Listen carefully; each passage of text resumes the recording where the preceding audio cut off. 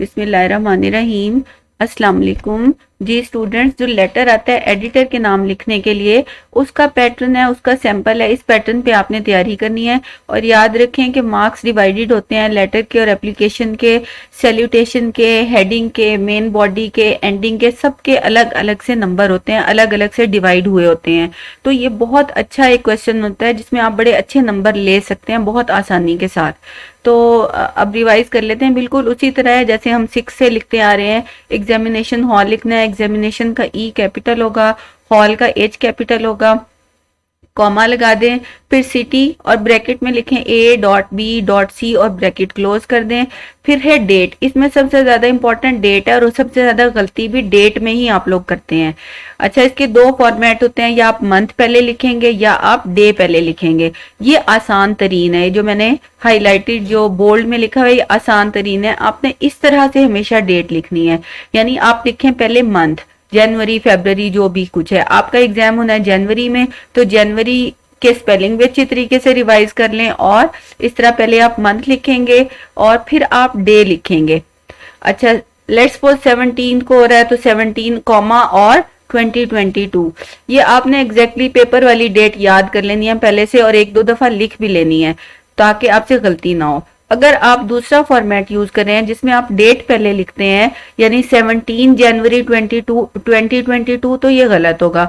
17 के साथ आपने 17th लिखना है, फिर आपका और साथ कॉमा लगाना है जनवरी के बाद, तब ये आपकी डेट ठीक होगी, वरना ये आपकी डेट जो है गलत हो जाएगी।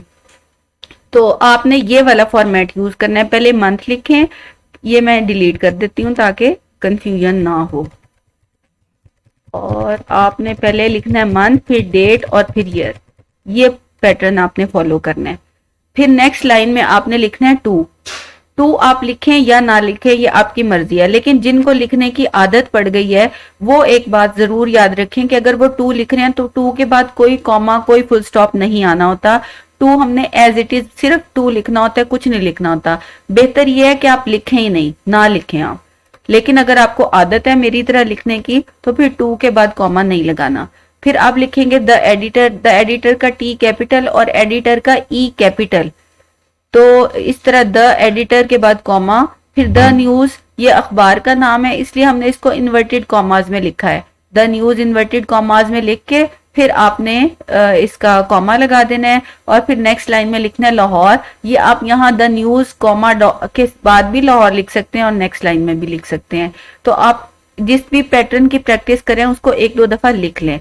फिर है सब्जेक्ट आपने लिखना है और फिर जो भी सब्जेक्ट होगा उसको आपने अंडरलाइन जरूर करना है, उसके नीचे एक लाइन लगा देनी है। और सब्जेक्ट आपको आपके क्वेश्चन में मिल जाएगा कि आपने किस टॉपिक पे लेटर लिखना है, तो वही टॉपिक आपने यहाँ मेंशन कर देना है। फिर आप लिखेंगे सर या फिर डियर सर। अगर आप सर लिख रहे हैं कोई मसला नहीं है, एस कैपिटल आएगा, कॉमा आ जाएगा। अगर आप डियर सर लिख रहे हैं तो गलती की गुंजाइश इसलिए ज्यादा है कि डियर का डी तो बच्चे कैपिटल लिख देते हैं लेकिन सर का एस स्मॉल कर देते हैं, तो वो स्मॉल नहीं करना। सर हो मैडम हो आपने कैपिटल में ही लिखना होता है। तो डियर का डी कैपिटल हो गया, फिर सर का एस कैपिटल हो गया, कॉमा आ गया। फिर नेक्स्ट लाइन में आप लिखें, ये आपने वो लाइंस हैं जो आप कोई भी लेटर आएगा आपने यही वाली लाइंस जो हैं रिपीट कर देनी है, यही वाली लाइंस लिख देनी है। Through your esteemed paper comma I would like to draw the attention of the higher authorities towards the grave problem of, grave mean serious, serious भी लिख सकते हैं या इंपॉर्टेंट प्रॉब्लम, कुछ भी आप लिख लें। ग्रेव प्रॉब्लम ऑफ डैश, ये जो भी कोई प्रॉब्लम है आपसे पूछी गई है आपने वो यहाँ लिख देनी है। These days people are much worried about this problem. फिर in spite of our repeated requests, no proper steps have been taken to solve this problem of this and this and this। यानी दो तीन लाइनें अगर आप लिख सकते हैं तो आप जरूर इससे लिख लें, चाहे गलती हो भी जाए कोई बात नहीं, एक दो स्पेलिंग मिस्टेक हो जाएंगी या एक दो ग्रामर मिस्टेक हो जाएंगी, कोई बात नहीं, आप लिखें जरूर दो तीन लाइनें यहाँ पर, या ज्यादा लिख सकते हैं तो ज्यादा। फिर है keeping all this in view, ये आपकी एंडिंग आ रही है जिसमें आप सजेशंस दे रहे हैं। Keeping all this in view I would like to give some suggestions. Number 1, those people who are the root cause of this problem should be strictly punished. फिर है number 2, with the help of electronic and print media awareness about the problem should be created among the people फिर number 3 है people should have an easy access to the authorities to register there complaints and get proper action done. अच्छा, ये याद कर लें, अच्छा सा रट्टा लगा लें। फिर है if these suggestions are followed we hope that the gravity of the problem would be reduced a lot. और फिर आ गई आपकी एंडिंग। अच्छा, इसमें योर्स ट्रूली, इसमें गलती क्या होती है, योर्स में कॉमा लगा देते हैं, जैसे मैंने इधर लगा के दिखाया हुआ है कि आप लोग ये करते हैं, ये नहीं करना। योर्स में कॉमा नहीं आना और ट्रूली का टी स्मॉल आना है। ऊपर याद रखते हैं डियर सर अगर आप लिख रहे हैं तो डी कैपिटल और सर का एस कैपिटल, और नीचे अगर आपने योर ये ऐसे डियर सर, और अगर आप एंडिंग पे लिख रहे हैं योर्स ट्रूली तो उसमें आपने टी स्मॉल लिखना है, टी कैपिटल नहीं करना। सिंसियरली लिख रहे हैं एस स्मॉल लिखना है, फेथफुली लिख रहे हैं एफ स्मॉल लिखना है।